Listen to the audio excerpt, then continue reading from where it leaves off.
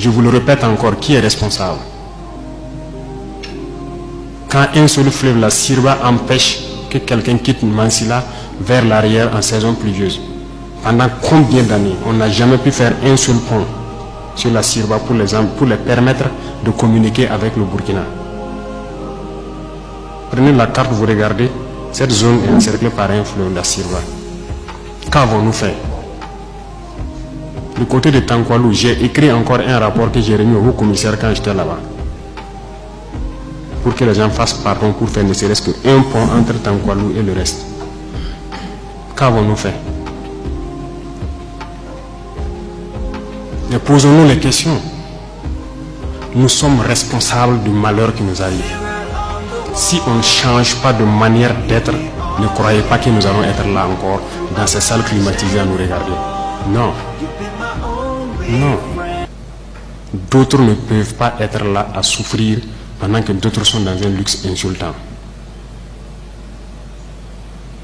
On a été prévenus. On n'a jamais voulu écouter. Toute cette bamboula que nous faisons dans les villes, tout peut cesser d'un jour au lendemain, si on n'arrête pas ce que nous sommes en train de faire. Je sais que personne ne vous a déjà parlé comme ça, mais je vous le dis aujourd'hui franchement. Et chacun pourra choisir ce que nous voulons du Burkina. Je ne suis pas politicien. Je n'ai pas de langue de bois. Moi, je suis un militaire. Et je préfère vous dire la vérité.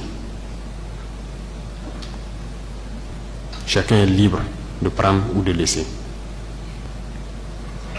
Tout le monde roule dans sa voiture, tout le monde vit bien. On mange matin, on mange midi, on mange le soir. On fait ce que nous voulons faire.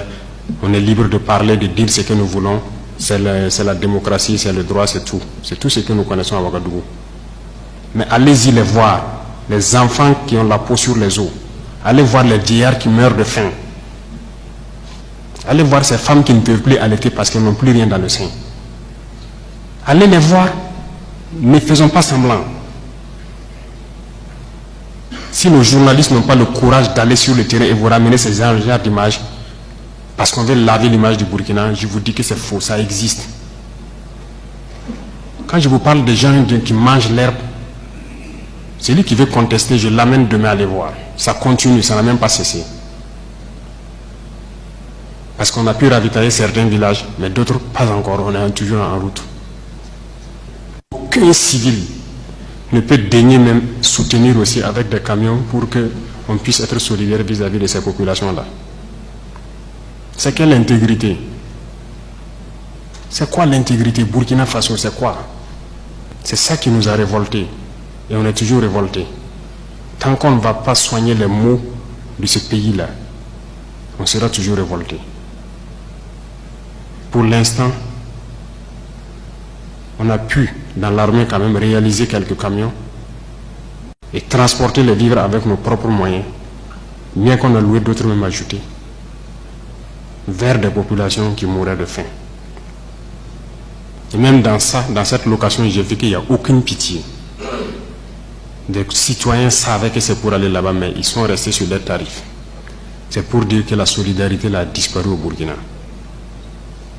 Ayez pitié des gens, ayez pitié de la jeunesse, ayez pitié des enfants.